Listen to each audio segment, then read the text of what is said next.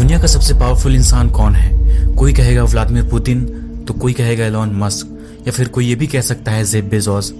पर कोई और है जिसके बारे में आपने सुना नहीं होगा, ब्लैक रॉक। 30 साल से भी कम समय में ये कंपनी जीरो से दुनिया की सबसे बड़ी एसेट मैनेजर बन चुकी है और इनकी नेटवर्थ अमेरिका की आधी जीडीपी के बराबर है। इन्हें सक्सेसफुल होने के लिए किसी भी मीडिया या सोशल मीडिया की जरूरत नहीं होती। ये ऐसे ही दुनिया को अपनी मुट्ठी में रखते हैं। दुनिया में ऐसी कोई कंपनी नहीं है जिसमें ब्लैक रॉक अपनी होल्डिंग न रखता हो।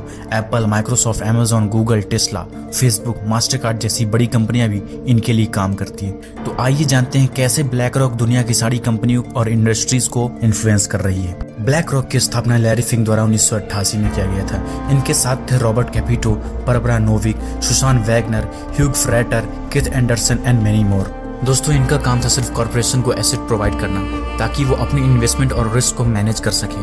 और लैरी फिंक ने तभी इसकी शुरुआत करी, लेकिन पहली बार में ही उन्हें 100 मिलियन से भी ज्यादा का नुकसान उठाना पड़ा। और इसी गुस्से और जिद में आकर उन्होंने एक ऐसी कंपनी बना दी जिसका मेन फोकस सिर्फ excellent risk management and financial practice को डेवलप करना था।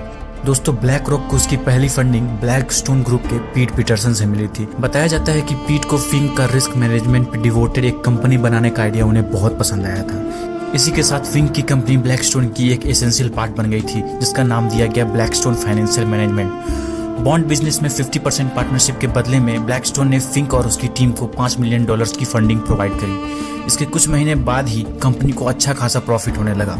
1989 तक ग्रुप एसेट कई गुना बढ़ के $2.7 बिलियन हो गए।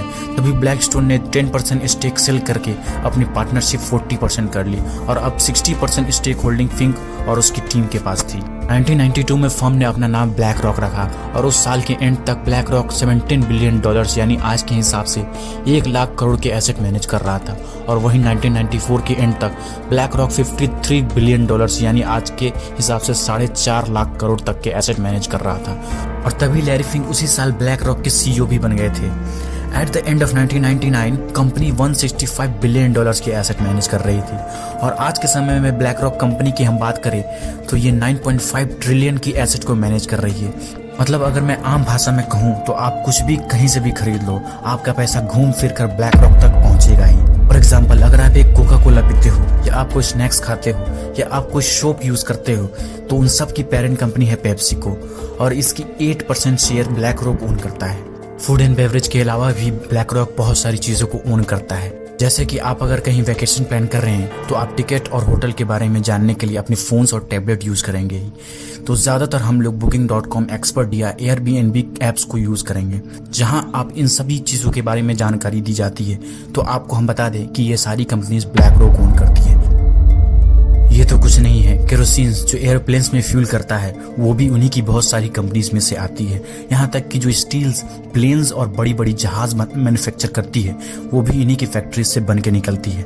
और यहाँ तक कि ज्यादातर ड्रग एंड मेडिसिन लैब्स जहाँ पे मेडिसिन की स्टडी की जाती है वो भी ब्लैक रॉक ही ओन करती है। और वो सारी जगह जहाँ से आप शॉपिंग करते हैं, चाहे वो मॉल्स हो, अमेज़न हो, ये सारी कंपनीज को किसी न किसी तरीके से ब्लैक रॉक ओन करती है। यहाँ तक कि अगर यूनाइटेड स्टेट्स की बैंक को भी अगर पैसे की जरूरत होती है तब भी ब्लैक रॉक फंड प्रोवाइड करता है। इसलिए ब्लैक रॉक अमेरिका की एक सरकारी ब्रांच भी मानी जाती है। तो आपको वीडियो कैसा लगा नीचे कमेंट करके जरूर बताना और एक लाइक जरूर कर देना और नए हो तो सब्सक्राइब भी जरूर कर देना।